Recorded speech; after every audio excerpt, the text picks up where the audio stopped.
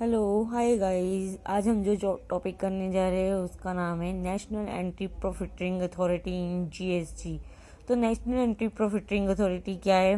National anti profiting authority जो हमारा GST act है 2017, उसमें एक अथॉरिटी बनाई गई है जो सेंट्रल गवर्नमेंट ने बनाई है ये एग्जामिन करने के लिए कि जो हमारा इनपुट टैक्स क्रेडिट का बेनिफिट है जो हमारे जीएसटी के रजिस्टर्ड पर्सन है उनको मिल रहा है कि नहीं मिल रहा है।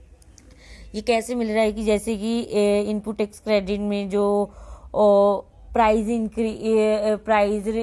जो है गुड्स के वो डिक्रीज हो रहे हैं कि नहीं, मतलब कंज्यूमर को जीएसटी का फ़ायदा एक्चुअली में मिल रहा है कि नहीं मिल रहा है, इसको एग्जामिन करने के लिए ये नेशनल एंटी प्रॉफिटिंग अथॉरिटी बनाई गई है।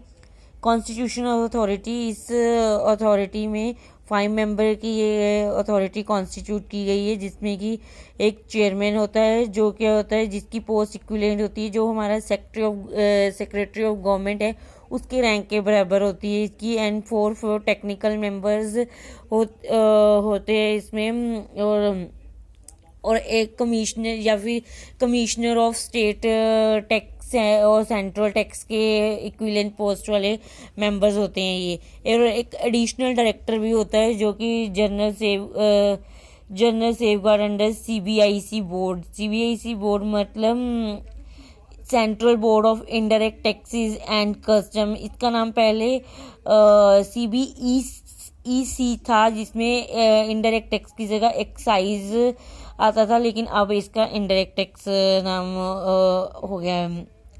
एंड इसका टेन्योर कितना है? 2 इयर्स के लिए। 2 इयर्स के बाद ये एक्सपायर हो जाती है, ठीक है।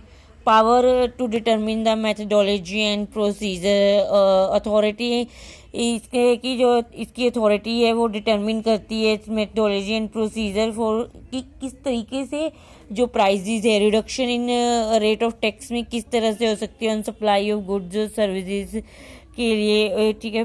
ये इस अथॉरिटी का मेन काम है वो मेथड डिटरमिन करना कि किस तरीके से हम अपने जो हमारे अल्टीमेट जो हम जो कस्टमर्स है जो कंज्यूमर्स है जो चीज़ खरीदते हैं उनको एक्चुअली में बेनिफिट पहुंचे जीएसटी का।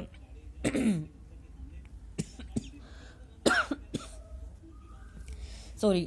ड्यूटीज़ ऑफ द अथॉरिटी, इसकी ड्यूटीज़ क्या है? फर्स्ट ड्यूटी इसमें यही है कि डिटरमिन करना है कि किस तरीके से reduction in the rate of taxes on supply of goods और सर्विसेज और benefit of input tax credit has pass to the recipient.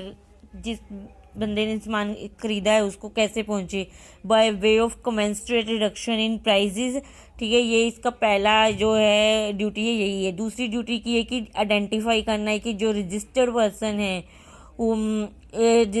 है जीएसटी के अंदर वो पास कर रहे हैं benefit in the reduction in the rate of tax supply of goods में रिडक्शन करके वो बेनिफिट पास कर रहे हैं कि नहीं कर रहे हैं, ठीक है। अगर तो वो पास कर रहे हैं तो ठीक है, अगर वो नहीं कर रहे हैं तो उनको ऑर्डर करना है। क्या ऑर्डर करना है?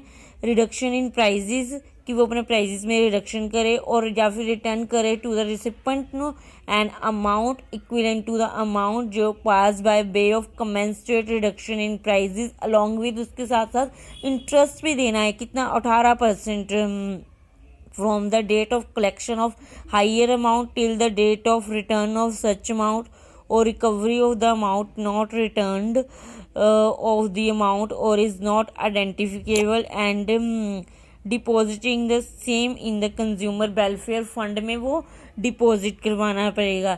अगर यही नहीं करते हैं तो उनके ऊपर क्या लगेगी? पेनल्टी लगेगी। और क्या होगा? दूसरी ऑप्शन है कि कैंसलाइजेशन ऑफ सर्टिफिकेट, जो कैंसलाइजेशन ऑफ रजिस्ट्रेशन जो उनकी है वो कैंसिल हो जाएगी, ठीक है।